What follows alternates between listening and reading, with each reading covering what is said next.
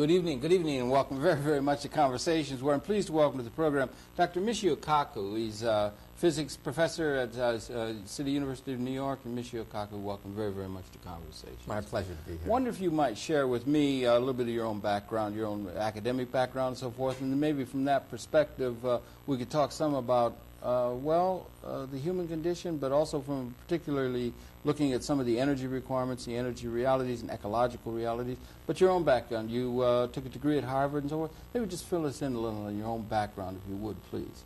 Well, my parents during World War II were incarcerated and put in concentration camps. I'm terribly sorry. Yeah. In 1946, when my parents were let out of the concentration camps, the children of the Japanese Americans had very little educational opportunity. However, I was always fascinated with the atomic bomb. I was always fascinated with nuclear energy. And in fact, when I was in high school, I was so enamored of this new technology that I built an atom smasher in my mom's garage. I assembled 300 pounds of transformer steel, got 22 miles of copper wire, and I assembled a 6 kilowatt, 20 kilogauss magnetic field, 2.3 million electron volt Betatron in my mom's garage. Gee whiz. And every time I plugged in the Betatron into the garage, it soaked up the entire output of the house. I would blow out all the circuit breakers in the house, all the lights were dim, and then my mother would just shake her head and what say are we going to do herself, with Michio? she'd say, what are we going to do? Why couldn't I have a boy who plays basketball? Yeah, right, okay, yeah. Baseball. Yeah, right. Why can't he find a nice Japanese girl? Yes. Why does he have to build these gigantic machines in the garage? Yes, right. But you had this curiosity. Scientific curiosity, right? That's right. Mechanical application, right, yeah. And because of that, Edward Teller, a very famous atomic scientist who helped to build the hydrogen bomb, took an interest in me. I was in the National Science Fair. My pictures was in the papers in California. Still as a very young man. Yeah, I was a very young guy, 16 years old. Right. And he took an interest in me for reasons I never quite understood until many years later. And he got me a 4-year scholarship to Harvard. And at Harvard, I began to hone my skills as a nuclear physicist. And I spent 4 more years at Berkeley getting my PhD. Did you go to Harvard as a young man? That's right, as an undergraduate. How old were you when you went into Harvard? Well, I was, 17 years old. Yeah, right, okay. From 1964 to 68. Right. And then from 68 to 72, I got my PhD at Berkeley. I see. Now, what I didn't know was that Edward Teller was essentially recruiting a bunch of young top-flight physicists from the West Coast to work on Star Wars, to work on third-generation hydrogen bombs, to work on the X-ray laser, the Excalibur, all these systems that got President Ronald Reagan enamored of this whole nuclear shield around the United States, energized by third-generation hydrogen bombs. He was thinking of that far back. You know? Well, he wasn't thinking specifically about the Star Wars, but he knew that he was ostracized from the mainstream of the scientific community. And he also knows that young scientists, very young scientists, come up with all the creative ideas, like how to manufacture hydrogen bombs. A hydrogen bomb is like a watch. It's a very delicate device. It requires top talent, not hacks, to build these things.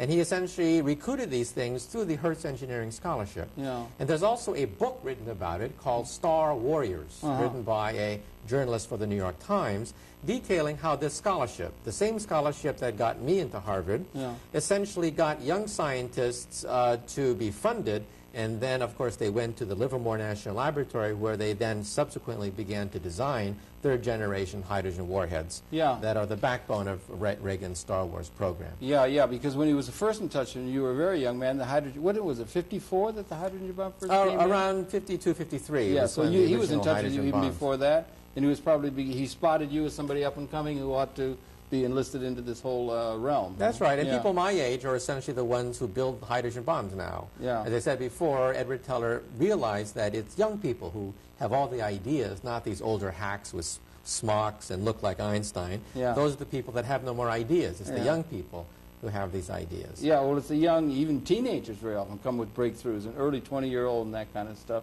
That's right. And you did your work at Harvard and Berkeley then? That's right. I got my PhD in Berkeley in 1972. And how long have you been at CUNY? Well, I've been a professor since 1974. Here in New York, at the Graduate Center and also the City College. And you're interested in physics, and you're interested in energy systems and the ecology, and you have a and a number of things. You have a rather comprehensive view of things. If I gleaned from our early conversation, you have a comprehensive overview. That's right. Of one science of my main and development concerns, and so forth. Right. One of my main concerns now, of course, is the environment. Yeah. Okay. Coming from the whole question of the environment as a physicist now, looking at the degradation of our atmosphere, for example, the ozone depletion problem, the greenhouse effect, and then lastly, the question of what do we do about it? Can nuclear energy, for example, save us from the horrors of global warming and the greenhouse effect? Or we were even talking a little bit before the camera started running about this theory about when did the human species first appear. I mean, if we begin to look at universe, we have you know, some sort of a view of the evolution of consciousness in the universe. There was consciousness before human consciousness appeared. There were also that's actually a raging debate in the scientific community. And I work on an area professionally now called the unified field theory. Yes. You know, Einstein, of course, gave us the atomic bomb, gave us the Big Bang, the black holes. Those are the contributions of Einstein. But he spent the last 30 years of his life on an unfinished dream that he failed. He blew it on the third try.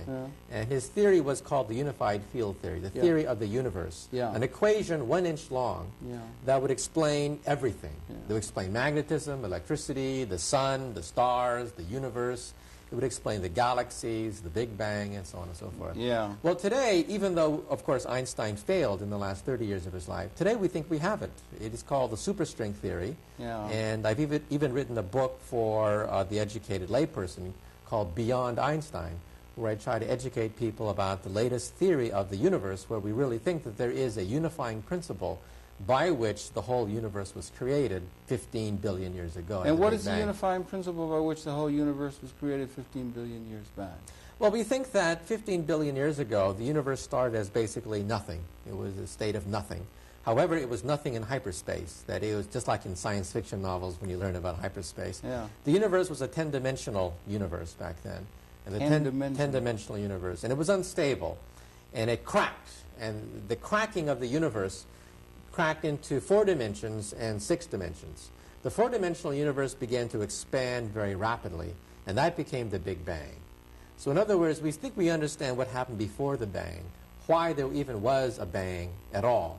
It's like the boiling of water. Water is superheated and little bubbles start to form and bubbles start to expand. We think that in the beginning was pure nothing, and out of nothing became a quantum leap to these small bubbles. How did that occur?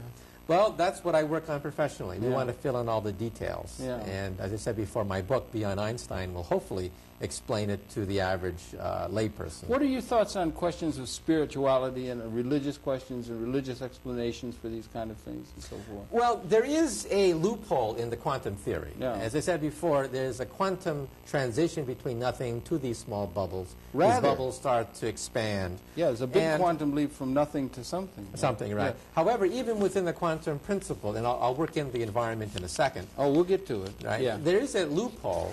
And that is that in order to make sure that you know the state of an object, like whether or not an atom has decayed or not, or whether I'm even sitting here at the table, you have to make a measurement. And before you make a measurement, you don't really know whether the person is really there or not. There's a famous experiment of the Schrodinger's cat, which a lot of spiritualists have rediscovered in the last 10 years. If I have a box with a cat in it, and the cat is attached to a gun, and the gun is attached to a Geiger counter, and the Geiger counter is attached to uranium, you don't really know whether or not the uranium atom is going to decay, set off the Geiger counter. The Geiger counter is going to set off the gun and kill the cat.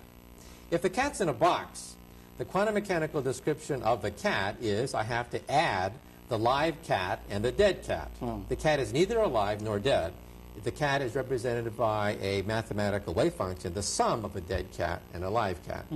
When you open the box, you make a measurement. At that point, the cat is dead. Now, the question is, before you open the box, is the cat dead or alive? And the answer is, and this will shock you when you hear about this. I'll get ready. Let me hold on tight. The fact is, quantum mechanics says the cat is neither dead nor alive. Uncertainty. Uncertainty. Principle. Right. Heisenberg. No. Right. Now, the question is, if you have to observe something to make sure the cat is either dead or alive, this means, of course, that somebody has to do the observing. Yes, right. Consciousness has to open the box. Now, the question is, therefore, was there consciousness before humans? Yeah. Oh, well, okay. Now, Einstein asked this question. He said, this is ridiculous. He didn't believe in the quantum theory. We now know this was, of course, Einstein's great mistake. And he had a very famous interaction with a guy named Abraham Peiss. They were walking down the street one day, and he said, look at the moon. Yeah. And Abraham looked at the moon, and he said, I see the moon. Yeah. And he said, do you believe that the moon exists only because a mouse can look at it? Mice have been on the Earth before humans. That's right. Yeah, mice have looked at the moon. And he said, do you think the moon sprung into existence just because a mouse looked at it? Now, Einstein was very puzzled about this. Now, of course, the average person hearing this for the first time thinks that scientists have finally gone wacko, that this, of course, is the end of physics. Scientists have finally gotten off the deep. They're mad. But actually, this has been tested experimentally. We have atoms. Atoms like cats that are neither dead nor alive. And before you look at the atom, you cannot tell whether they're dead or alive, whether they have decayed or whether they're still there or not. Yeah. Okay? So, in fact, the act of observing means the thing springs into existence. So, in other words, did the dinosaurs really exist? Okay, now, of course, every scientist will say, every non-quantum scientist will say, of course the dinosaurs exist. We have bones. We do. Right? We have bones. All over the place. However, a quantum physicist, and this is all serious now, will say that there is a wave function of a world where there are no dinosaurs, or dinosaurs that are still alive, or there's a wave function of dinosaurs that have bones. And before you look at the bones, you can't tell that it is physically impossible to determine whether or not there were in fact dinosaurs. Okay? Now this, of course, means that physicists have to confront the question of consciousness. And that is rather uncomfortable. We physicists don't like to talk about consciousness, especially consciousness other than human consciousness. Yeah. In other words, does the universe exist just because we look at it? Does the moon exist because a mouse looks at the moon? Yeah. Do dinosaurs' bones exist because I look at the dinosaur bones? What about dinosaurs before humans? And the answer to this cosmic puzzle is nobody knows the answer. There's an a priori mystery. You think it's an a priori mystery? Buckminster Fuller used to assume, maybe it was an earlier time, but he would assume a priori mystery in terms of the structure of what he used to sort of loosely call universal mind. I don't know. Well, 20th century science is founded on the fact that the universe exists independent of humans. That is the foundation of 20th century science. We no longer believe in miracles. We no longer believe in angels and stuff like that. However, the quantum theory, and this is what bothered Einstein, brings us back to the question of who observes. Can you observe without humans? If so, does that mean that necessarily you have God, which some physicists say? Eugene Wigner, winner of the Nobel Prize, said that this essentially proves the existence of God. Or does it mean that you have Martians and extraterrestrial life out there? Nobody knows. It's an unsolved question of the quantum theory. Yeah, but he used to assume these a priori mysterious designs, a series of resonances that interaccommodate systems of energy. I don't know whether if you get into you're a physicist. I'm a physicist. You could talk about this. I can talk about these so things, that you have a resonancy between in subatomic physics. There's a resonancy that interaccommodates systems. Well, is there a resonancy? Is it right to call it a resonancy between electrons and protons and so forth, or a resonancy, something more than the sum of the parts, or a synergy more than the sum of the parts? Well, the basic equations of atomic physics are known. Okay, they were written down in 1925 by Erwin Schrödinger, for which he won the Nobel Prize. Right. The basic interaction of light was worked out by James Clerk Maxwell over 100 years ago, around 1860. So the basic resonances, as you call it, are very well understood. The only thing we don't understand is the philosophical underpinnings of why quantum mechanics works so well. There's no known violation to quantum mechanics. Quantum mechanics is the physics of the atom. There are no known violations of this principle. Yeah, and that there's that all of matter, all of energy, that we're all of a system. We're all of a system in terms of life and on this earth or in this universe. We're all of a system, and if we see a sort of unified system of which we are a part, and we would look at the evolution of biological. Is there any way of gauging some sort of a purpose to biological evolutionary well, functioning take a look at the evolution is there anything any point in seeing anything like an anti-entropic or what Fuller used to call syntropic kind of mechanism that we can discern within the biological evolutionary process of which humanity is a part, maybe apexing that process? Any way in which we can get any sense of human purpose in an epistemological or ontological sense in this void of the universe that we can get out of, that science can contribute to these philosophical things? Where does it fit in terms of, you know what I'm saying? Well, let me try to answer this question. You see, when physicists interact with philosophers and social scientists, right? Yeah. Philosophers and social scientists talk about purpose. They ask the question of why. Why does things happen? Is there a purpose? Most people at an existential level. Most physicists work with equations. I work with equations. I manipulate equations on my computer, in my head. This is how I function. I work in a world of equations. We ask the question, how? Okay. Now, ultimately, people like myself who ask the question, how did the bang take place? How did 10-dimensional hyperspace break down to our 4-dimensional universe? Confront the question of why. Now let me try to answer the question of why, and then I'll work into the question of the environment. That's what I want to bring it into. You see, 12,000 years ago, there was a very important event that happened in the history of Homo sapiens. 12,000 years ago, we humans were essentially small bands of cave dwellers in the Ice Age. Because of the Ice Age, progress had reduced Homo sapiens to the level of animals. We were almost indistinguishable from animals. The way we lived, the way we foraged for food, the way we hunted. We had no civilization to speak of. Well, we had no agriculture before the Neolithic development. Right. Now, what happened 12,000 years ago, an absolutely stupendous event took place 12,000 years ago. The Ice Age ended. And with the melting of the ice, it meant that humans no longer had to follow the deer, follow the bears. It meant that humans could plant seeds, and coming back a year later, these seeds would sprout. And with that, agriculture developed. That's interesting. I'd never thought of it that way. That's right. Agriculture was the turning point in human evolution. Oh, no question. Absolutely the turning point. With agriculture, it meant that you didn't have to follow the deer. It meant you could sit down and build a village. Well, villages didn't really exist before then. They were huts, basically. Oh, yeah, right. With the coming of villages came cities. Well, cities eventually, it then, took a time, of course, could be supported by agriculture. With large-scale agriculture, you could support not just a tribe of 10, 50 people. You could support a city of 10,000, 20,000 people. With the coming of cities became division of labor. And with the division of labor came, unfortunately, slavery. It did, where humans subjugated other humans. You can't have slavery when you are in bands of only 10 people foraging for deer.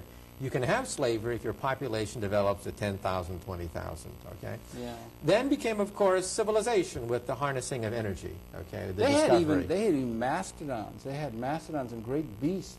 That's right. And basically 12,000 years ago. That's right. Basically, one of the reasons why they no longer exist, why mammoths and mastodons no longer exist, is probably because of humans. Well, to a degree. They used to run them over cliffs and into bogs. Humans probably wiped out the early mastodons. Yeah, but there was also a climate change. But also, we were talking earlier that there's this theory of Eve, the mitochondrial DNA, that humanity got started 200,000 years ago, perhaps? Perhaps, right. It turns out that by looking at the rate of genetic mutation, you can actually look back on a scale not just of 12,000 years, but on the scale of hundreds of thousands of years, looking at the blood of chimpanzees and humans, that our DNA is 99% equivalent. There's very little separating us from a chimpanzee from a molecular level. Now, the question is, when the Ice Age melted 12,000 years ago, what was the temperature change difference? It was only 9-degree difference. A 9-degree difference changed the course of human evolution. From a question of us foraging for food in small bands, chasing after the migration of deer, to building space rockets that could take us to Venus and Neptune. The only thing separating us from animals is 9 degrees. 9 degrees. 9 degrees. That's where that comes from? 9 degrees. Now, the question is, now that we are heating up the atmosphere with carbon dioxide, the latest projections that I've seen is that in the early of the next century, we will heat the atmosphere to perhaps 4 to 9 degrees because of carbon dioxide being pumped into the atmosphere. By when? Probably by the year 2030. Measured against what year? Measured against 1980. Against 1980. Wow. Right. So that late. Yeah, in other words, we're talking about within the lifetime of many people that are watching this TV program. Yes, indeed, yeah. The fact that there will be catastrophic changes in the atmosphere, first in the ozone layer, and second of all in the greenhouse effect. Catastrophic changes that, of course, created civilization. That could also destroy civilization. Well, that's what I wanted to do in a certain sense ask you, but I was trying to get a beginning of a loop of 200,000 years ago that Homo sapiens sapiens apparently appeared in the evolution of consciousness, such as it has been on the Earth. And we're all descended from one person, as it seems. We've gone through these changes, and we come to the end of 10,000 generations, and we seem to have crossed, or I wonder if we have crossed yet. The technology and the extension of the technology, which is an extension, technology is an extension of consciousness, in a certain sense, into the environment in which it's different than what is given. Much of that has been destructive in its capability. In fact, a lot of the leading edge of the research has been destructive. Have we reached a point yet, do you think, where if it were unleashed, just theoretically, if it were unleashed, we could render the habitat of the Earth, just at this level, say weaponry level, we could render the habitat of the Earth incapable of the continuation of our species? Oh, easily. All you have to do is... You say that easily? All you have to do is put our nuclear arsenal on the South Pole and detonate the South Pole and melt it. We have the capability of melting... We have the capability of altering the entire ecostructure of the planet with our hydrogen bombs. With the hydrogen bombs, we could make it so we could melt the polar ice caps. I don't suggest we do such a horrible thing. That actually could happen from carbon dioxide and everything. That's right. Global warming could do that. But that these weapons of destruction, that if they were unleashed, it could be done by one person in an interlinking geopolitical world and so forth, that we have the ability to destroy a context wherein our species can continue, which began 200,000 years ago. That's right. We couldn't do it in the Second War. We were trying as hard as we were. That's we were protected when George Bush gets on an airplane. But it's something existentially new in the universe. That's right. There's been a sea change in human evolution within the last several decades. Or cosmic evolution, or biological evolution. When George Bush gets on an airplane, he brings behind him. Watch the newscasts. Right behind him, there's a Secret Service man with a bag. It's called the football. Inside the football, of course, are all the codes. The codes are for PSYOP 7. PSYOP 7 is a single integrated operational plan which will unleash Armageddon. He has the ability to destroy all life on this planet. Same thing with Gorbachev. During the coup, for example, the question was, where is the Soviet football? The Soviet football follows Gorbachev, and during the coup, people asked, where is that football? Now, the point is has been a sea change in human evolution for two reasons. He surely can't destroy life. I mean, life is a much more precious... Life itself may not be destroyed. In universe. Even asteroids were not able to destroy there are life all forms on the at the bottom of the ocean. There are worms that even don't use photosynthesis. We're not going to destroy life. Yeah, humans may be an evolutionary dead end if we were to change the environment. We may be. Right. Now, look at it from a physicist's point of view. We physicists have looked at life in outer space to see whether there's intelligent life just like ours that have evolved in the same way. We've now taken it out to 100 light years. Within 100 light year, a sphere of a radius 100 light years around the planet Earth, we've looked at all the stars within that 100 light years that are capable of supporting intelligent life, looking for radio signals, and we see nothing. However, there is an astronomer, Frank Drake, who wrote an equation called Drake's equation that predicts that within our galaxy there should be tens of thousands of planets capable of sustaining intelligent life. In which case, we should see them. We should be encountering other civilizations, except we see nothing. There's just dead vacuum out to 100 light years. And there's a theory as to why we don't see things out there. And that is that when intelligent life develops from the swamp, eventually they rise to the point of becoming, like you said, 200,000 years ago, becoming modern man, modern women, so on and so forth, intelligent life. But then they reach a point where they discover element 92. What is that? That's uranium. Oh, uranium. They go up the scale, systematically go up the scale until they hit 92, uranium. And then they also reach the point where they begin to discover hydrocarbon chemistry. Now, with hydrocarbon chemistry becomes plastics, oil, pollution. With element 92 comes the ability to melt your polar ice caps, if you feel like it, to create a darkening of the atmosphere with a nuclear winter, to annihilate huge chunks of civilization. So there are two twin threats. At a certain point in the evolution of every civilization, they will eventually hit element 92. They will eventually manipulate hydrocarbon chemistry. With that, the ability to either blow yourself apart or either pollute yourself to death. We are now entering that threshold. In other words, for the first time in human evolution, within the last 4 decades, we have attained a crossroads whereby we now have the capability of destroying human life on this planet. Yeah, now that is a... We could have lived in the 12th century or 16th. And we would not have had the ability. We would have been protected in our own impotence, in a certain sense, as we were moving toward this point to which you and I sit and talk now. That's I mean, right. things are moving so slowly. During the 12th century, they had the Black Plague. The Black Plague wiped out approximately a third of Europe. A third of Europe did not wipe out all of Europe, only a third of Europe. Or it didn't stop the species. It didn't stop the species. However, today, because we do have hydrocarbon chemistry, because we do have element 92, uranium, we do have the ability to perhaps follow the path of other dead planets that are out there.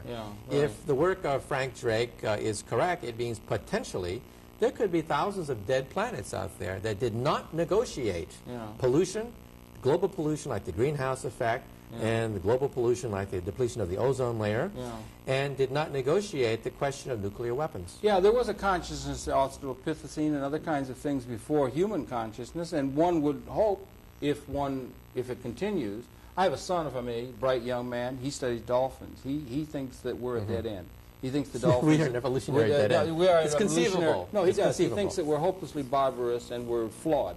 The cetaceans will are the principal carriers of consciousness, or the leading edge of consciousness in this part of the universe, and so forth, and that we're going to destroy ourselves, which is an existentially difficult kind of situation to live with if you like human beings and so forth. But we're definitely at a time when, after 200,000 years of evolution, we're at a point of quantum transformation. That's right. We're at perhaps the most, well, the first most important transition was 12,000 years ago when civilization began. Well, the first might be 200,000 years ago when we first appeared. The first one was 200,000 years ago when we appeared. Yes. The next one was 12,000 years ago when the ice melted and civilization began. Yeah. The next transition... Agriculture and then civilization. Agriculture. The next transition was 300 years ago when machines were discovered. Steam, basically. Steam power, and then oil fueled the Industrial Revolution. Right. We're now entering, in some sense, the fourth major transition point in the evolution of the human species, and that is the ability to self-destruct. Yeah, the ability to self-destruct, and and I guess maybe from that perspective, one to try to draw off from it in a systems kind of way, or see it as sort of like a gestation. We might be able to say we've been gestating for 200,000 years, and we may be that we're going to be stillborn, or we're going to be aborted, or we're going to create our own. In that sense, an evolutionary dead end. Or it could be possibly that we're at a point where, if one were to try and find the obverse side, I think that's what I was getting at in a certain sense. If you were to find, and we inherit, James Joyce said, Daedalus say, I use it all the time, folks, excuse me in the audience, but it's history is a nightmare from which we're attempting to awaken. And that if we could find our way through to where there could be something other than the inherited institutions and situations that we've come out of historically, battling over scarce resources, battling over other kinds of power relationships, traditional geopolitical thinking that we've inherited from a past. It may be we're coming into a technologically augmented situation that could be, in a certain sense, liberating us from the kinds of struggles that we've been involved in, if you can understand what I mean. Yeah, I think that the bad qualitative news, transformation. The bad news is that we've reached this turning point where we have the ability to self-destruct. However, the good aspect of it is that nations are now at a point where mutual cooperation on the scale of 90 nations signing a treaty just last year to ban CFCs that destroy the ozone layer. That is a tremendous turning point in the evolution of the planet. In other words, I don't believe in George Bush's New World Order. In other words, America, the great superpower, America, the great, and so on and so forth. I believe that the New World Order will be a new environmental order. That nations of the world suddenly realize that they're going to get wiped out, too, if the atmosphere changes. Their growing areas will turn into desert. We sit on top of the food chain. We could be toppled very easily from the top of the food chain if algae starts to be disrupted by ultraviolet light. If the temperatures start to heat up so that farm animals can't reproduce, and all sorts of horrible things happen. 90 nations signed a treaty in 1990 stating that they will unilaterally, I mean multilaterally, limit the production of chlorofluorocarbons. Was that in Montreal? Was that the treaty in Montreal? The 87 Montreal Treaty yeah. was only a banning of half of the CFC production by the year 2000. Then it turns out that the ozone layer is depleting much more rapidly than expected. In the last decade, over the United States now, not over the South Pole, but over the United States, there has been a 4 to 5% depletion over the United States. Right. That is catastrophic. Yeah. We are witnessing the collapse of the ozone layer. In the temperate region, yeah. Right. In the next decade, it'll probably be another 5, perhaps 10% depleted. So we're talking about, by the year 2020, the ozone layer disintegrating, perhaps a quarter of it, perhaps a third of it disintegrating by the year 2020. Explain a little bit ozone layer, what it is, what's happening, what causes it. You see, life on Earth is about 3 billion years old, okay? And about 3 billion years ago, something very important happened, and that is that the ultraviolet radiation came down on the Earth, created ozone, and then ozone then shut off more ultraviolet radiation. That meant that harmful ultraviolet radiation could not rain down on the Earth and mess up the evolution of DNA molecules. If the ozone layer had never existed, we would not be in this room talking about it. Our molecules would be dispersed as random hydrocarbons around the planet. There would have been no life, because life, as soon as it was created, would have been destroyed by ultraviolet and by X-rays raining down from the sun. If we ruin this protective shield over the United States, over the rest of the planet... It made evolution possible, then, or the biological It made evolution possible about 3 billion years ago. That's right. It started the whole process. In other words, what started evolution was probably harmful X-rays mushing up the molecules in the oceans. But once DNA starts, it's very fragile. You have to protect it. The ozone layer then formed, shielding these very primitive molecules from being disrupted by the harmful X-rays and ozone, ultraviolet radiation. So the ozone layer is our shield that protects all life on the planet Earth. However, 5% of it has now disintegrated over the United States, leading to perhaps 200,000 more fatal skin cancers over the next 50 years, according to the Environmental Protection Agency. Just within the context of what's already been done. Yeah, already been done. Now, is it clear that it's these fluorocarbons that does this? Do we clearly understand what causes this? The chemistry was predicted even before the ozone depletion over the polar ice cap were discovered. Yeah, it's a very complicated process, but about 10, 15 years ago, chemists even then predicted that the chlorine atom will bind to O3-, which is ozone, and ruin the existence of O3-, will deplete O3-, which is ozone. And then when the hole over the South Pole was discovered by satellite, that sent off alarm bells all over the world. And now 90 nations have signed a revised Montreal Treaty in 1990 stating that no longer a 50% cut, a total ban on CFCs on the industrialized nations by the year 2000 and by the year 2010 for the developing nations. This is unprecedented. We've never seen 90 nations agree on anything. You put 90 nations together, all they do is bicker about resources and property claims and they still do a lot of that. They still do a lot of that, unfortunately. But this is the first time we've seen global cooperation on that scale. Yeah, because there's a universally perceived threat here. You know. That's right. We're clearly agreed on what it is that's causing this depletion. I mean, almost are there other factors agreement. Other than this? Is this there are other chemicals besides CFC. However, CFC, like methane, for example, and other methyl compounds. However, CFC is perhaps the most concentrated, that one molecule of CFC will interact with thousands of other molecules and essentially create depletion on a very rapid scale. But there are other molecules that will do it. Isn't methane created through organic processes of... decaying swamps, for example, will of course also heat up the atmosphere and create the opposite effect, that is the greenhouse effect. Instead of destroying the ozone layer, it creates a carbon dioxide layer. And the carbon dioxide layer could then heat up the planet.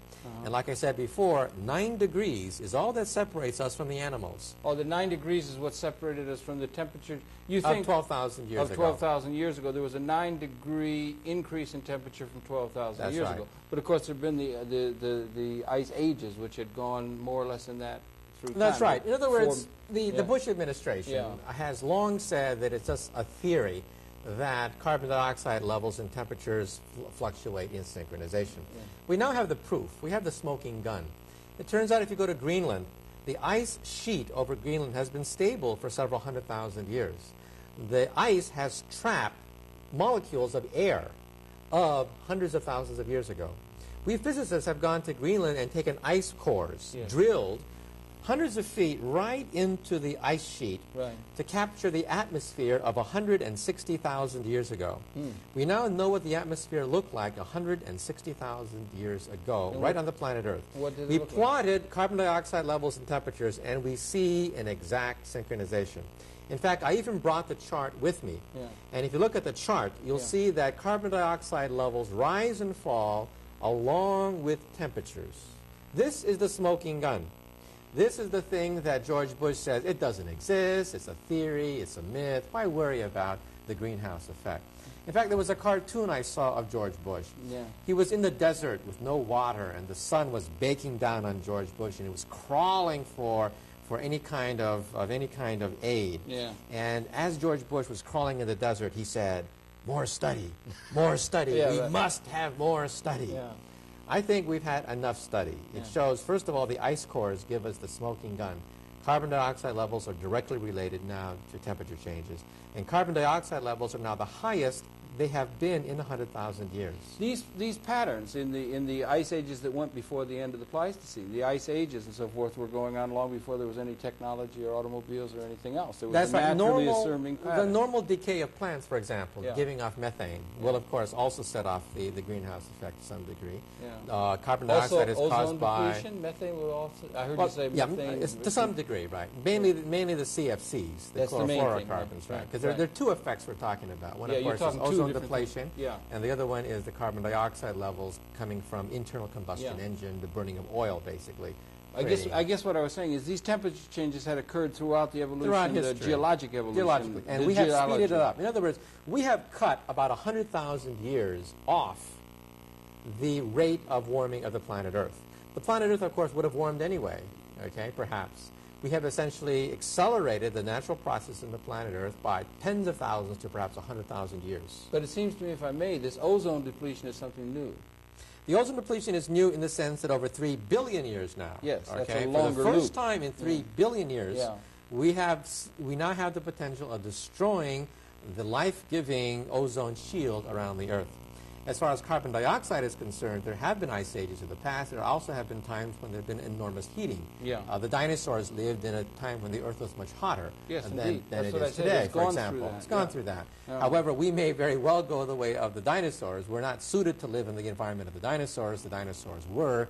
Lizards may take over if there is a global warming of the planet Earth, for example. Lizards like warm temperatures. Humans, because we are warm-blooded, we regulate our own temperatures to be 98.6 degrees, we don't like hot temperatures. Yeah, they had a piece in the Times here, the rats are very able to handle ultraviolet light in terms of vision and so forth. That's right. In fact, bees, for example, are ill-equipped to handle changes in ultraviolet radiation. And bees, of course, pollinate the crops in the United States. And with the loss of the ozone layer becomes the potential loss of bees, which use ultraviolet to home in on the sun. Now, so we have two things, ozone depletion and we have the greenhouse effect and the buildup of carbon dioxide. And both of us can kill us by the year 2020, 2030. Yeah, they're separate processes. They're not interconnected. There is some interconnection in the sense that, for example, when a volcano erupts, it cools the atmosphere to a degree. And, you know, methane, for example, certain chemicals can cut both ways. But we know that, like, for example, during the Iraqi war, the Gulf War, tremendous amounts of several 100,000 tons of soot was sent into the air, caused a cooling effect. So we know that volcanoes and the burning of the Kuwaiti oil fields will drop temperatures 20 degrees, for example. Okay, and that causes a net cooling effect. There locally.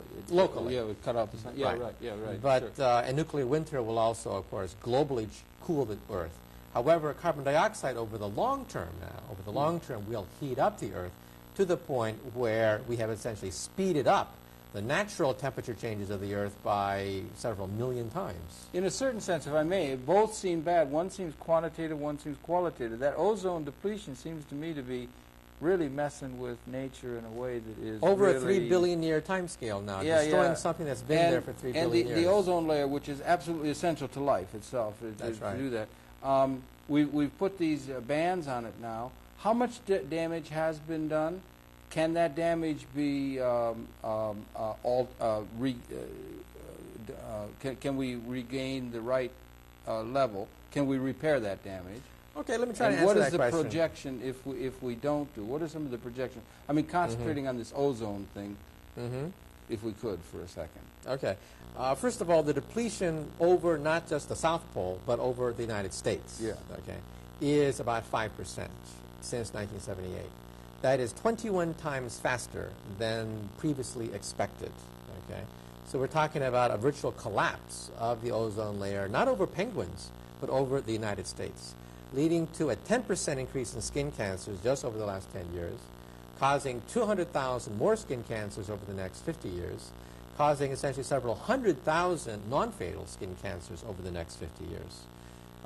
12 million non-fatal skin cancers over the next 50 years, 200,000 fatal skin cancers above projections over the next 50 years. Now, this is the United States now. We're talking about the destruction of farm animals. Any animal that lives outside, that looks up, bees that use the sun to home in on their crops. The food chain, algae. We're now seeing a depletion of algae in the South Pole. Good grief. 6 to 8% depletion of algae. Algae is the bottom of the food chain. Yeah. Farm animals are higher up on the food chain. We sit at the top of the food chain. It's very easy to topple us from the food chain because of the destruction of the ozone. Now, some people have suggested cures for these things. Okay? However, none of these cures make any sense. Some people have suggested seeding the Antarctic. However, you can calculate on the back of the envelope. You're talking about bankrupting the gross national product of a nation in order to get enough materials to reseed ozone over the South Pole. That, in a certain sense, you went quickly there, if I may, is that, that's what I was asking you. Is this repairable? Can we repair it by reverse that process of ozone depletion, or once depleted, always depleted? 5% loss, is it a loss forever? Can it be made, can something be done, by way of repairing that? Yeah, the bad news is that CFC molecules, especially the chlorine, stays in the atmosphere for decades. Once it's up there for an awful long time. In other words, the CFCs that we've already put up there, up to this year, is sufficient to cause degradation over the next several decades, just what we've already put in. And in 10 years' time, we hope to ban CFCs in the industrialized nations. And meanwhile, we're going to be continuing as we have. That's right. So there's going to be a continued depletion. That's right, a rapid acceleration depletion. So I predict that by the year 2020, there could be as much as a third collapse of the ozone layer over the planet Earth. That is catastrophic. Yeah, that is catastrophic. That would be catastrophic, quite literally, as you say it. The effects of that would be not the. That wouldn't be the.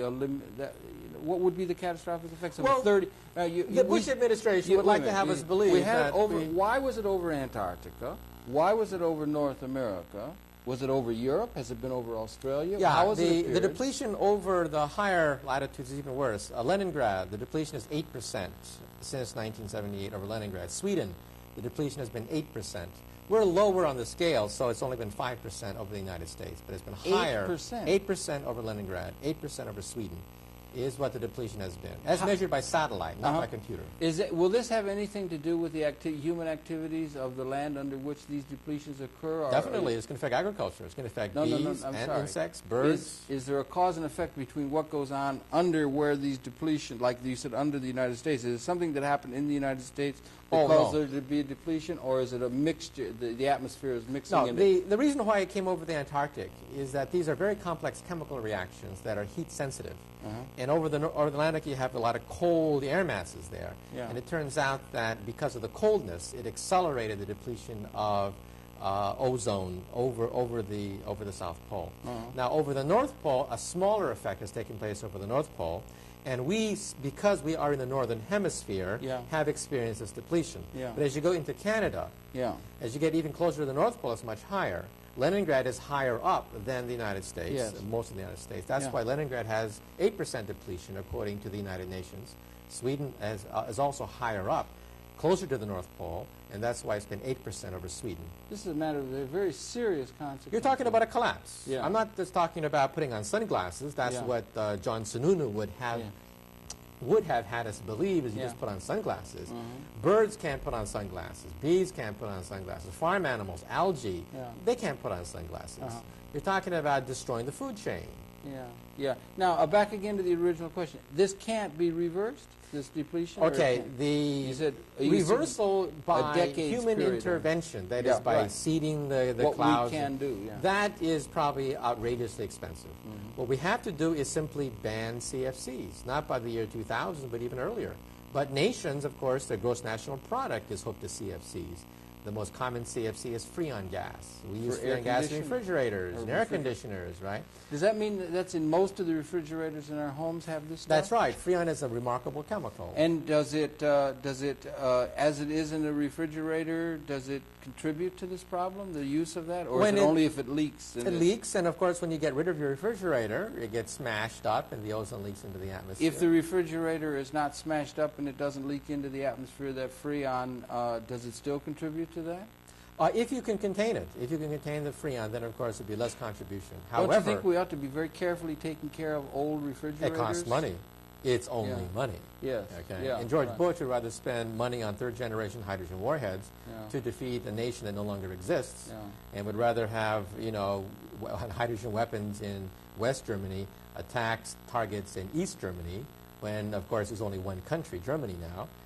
Billions of dollars are spent trying to destroy East Germany. No, but in the face of this, honestly, I mean, to have somebody go and take an old refrigerator and throw it in a landfill where it's going to get crushed so the Freon can get into the atmosphere, that could be pretty easily taken care of. I mean, if refrigeration is the major thing, there could be a place where you could put an old refrigerator, and, you know, if I'm saying... Right.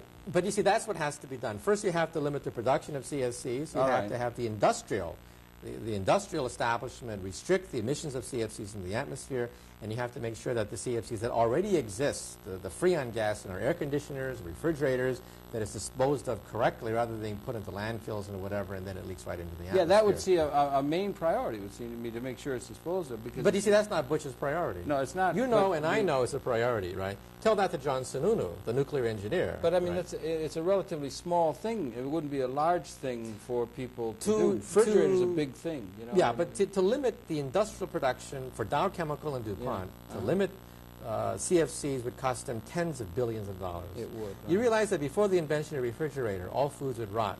The average human on this planet has eaten rotten food ever since 2 million years ago when we first began to walk on the surface of the earth. Rotten food is the most common taste that Homo sapiens have tasted. That's why refrigeration is so important, okay? However, refrigeration is also killing us, and killing all life on the planet Earth if the ozone layer collapses. Yeah, and that has to be absolutely guarded against, you know. And you see, John Sununu's point of view, or his point of view, was that nuclear energy will, of course, save us from all these catastrophic problems. The nuclear energy, we need a nuclear power plant in every backyard, and that'll save us. However, I don't believe that nuclear energy, even though John Sununu claims to have had a nuclear engineering training, I don't think that nuclear energy is the way to go. First of all, even if you were to multiply by 10 the number of nuclear power plants in the United States, it would not make a dent on carbon dioxide production. Now we're going to deal with the carbon dioxide thing, right? Right, which is also a problem, and also by the year 2020, 2030 will, of course, affect the food chain and affect lifestyles on the planet. Yeah. The United States, of course, we have a gigantic food basket. The bread basket, Kansas, the wheat belt, the corn belt. That has been one of the main reasons why we can thumb our noses at the Soviets, because we have this gigantic bread basket. Yeah. By the year 2020, there may not be a bread basket. It may be a dust bowl like it was in the 1930s. California, one of the largest bread baskets on the planet, could be wiped out as an agricultural center. Cities like New York City could be under 10 feet of water.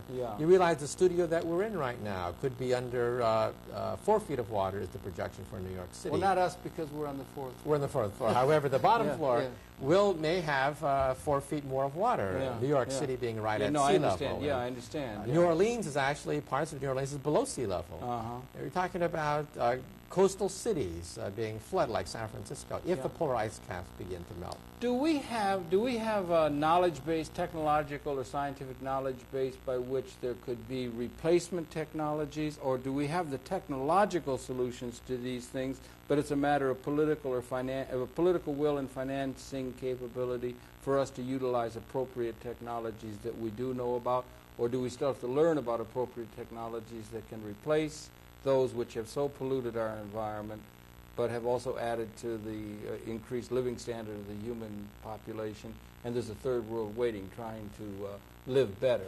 It all boils down to the almighty dollar. We have the means. We don't have the will. You realize we have the technological means. We have the means. We don't have the will. Unfortunately, it's like a driver driving in a car getting all of a sudden very sleepy, and it takes a near miss to wake up that person, right?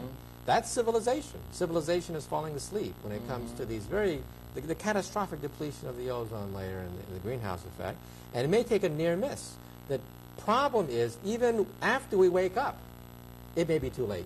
It's like they have these programs recently about the tremendous damage of a lack of neonatal care, or the very early infants or the young people is going to result in huge prison costs. But they can't put the costs on up at the upfront, and then they get tremendous costs in prison costs and other kinds of. You pay for it later. You pay for it now, or you pay for it later, but you pay 10 times more later. And we don't have a system in our own way of thinking that allows us to have financing or a financing capability that allows us to do what it is we technologically know or scientifically know we're capable of doing.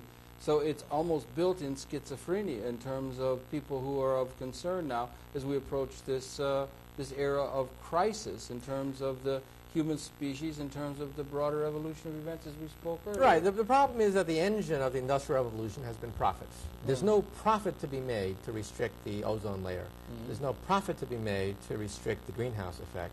And George Bush, because he's very keenly attuned to the oil industry, the oil industry, as you know, is one of the first polluters creating this effect.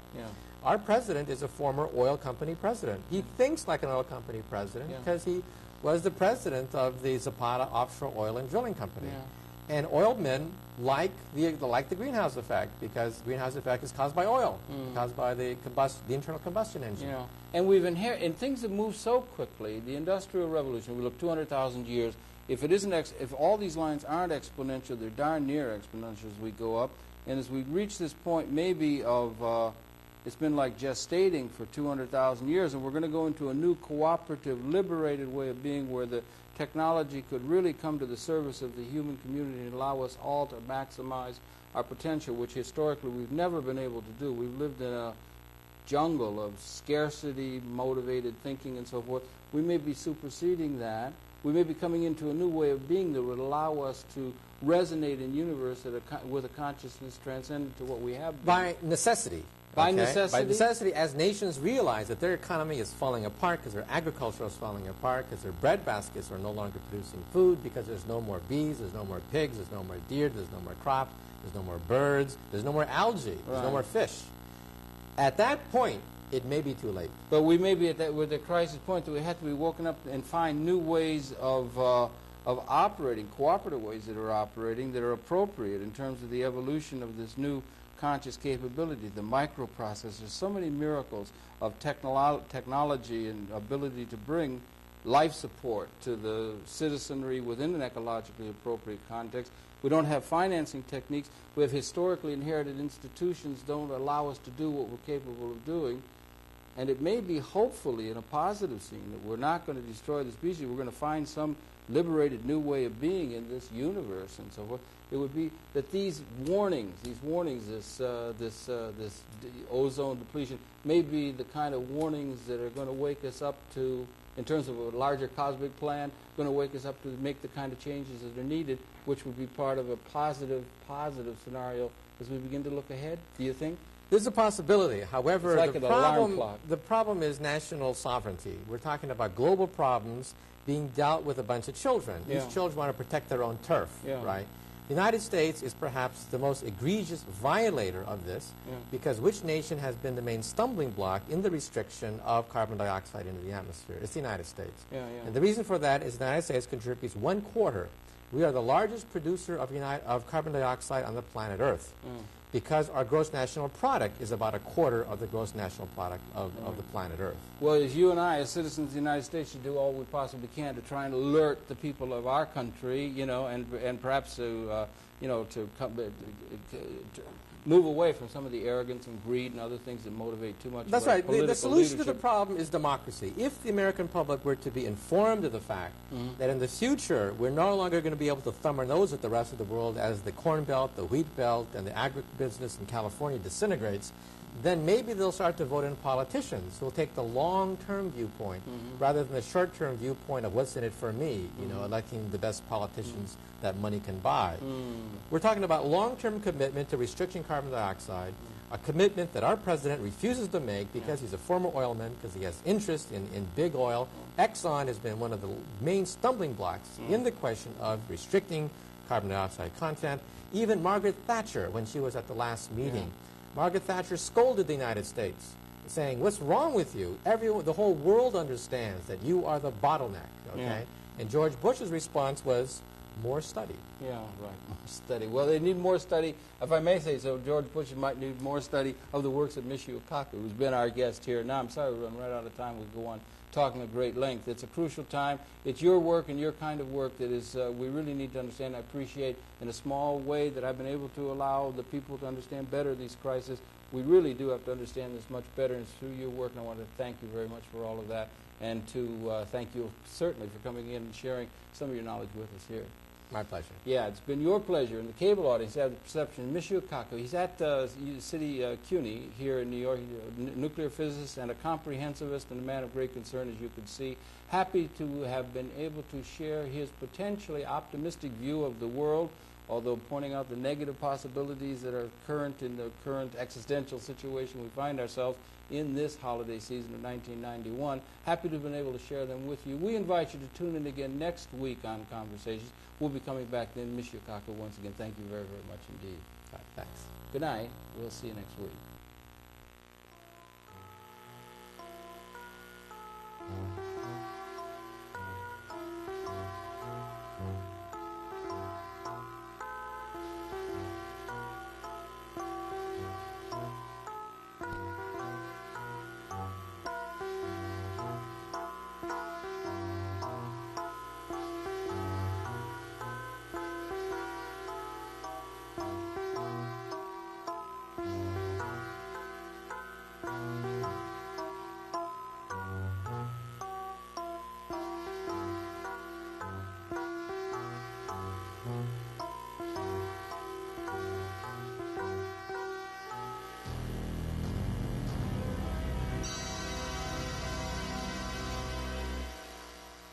From an upcoming program, the Honorable Ramsey Clark.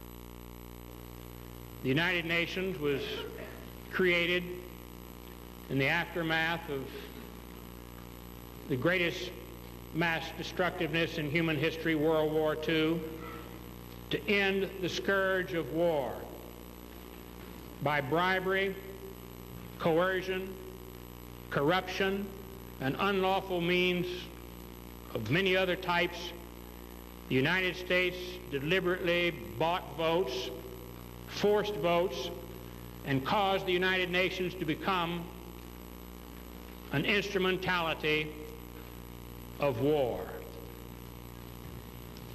An imperial president violated the Constitution of the United States, usurping all the powers of the legislative over war and peace, lying to the public, lying to the Congress, refusing to consult, and proclaiming as late as January the 9th that he individually had plenary power to engage in a war of aggression against Iraq without talking to anybody. What military dictatorship in history ever claimed greater power than that? If we want integrity in the Constitution of the United States, these war crimes that have been described must be considered here as a domestic matter, because each constitutes a high crime under the Constitution and an impeachable offense.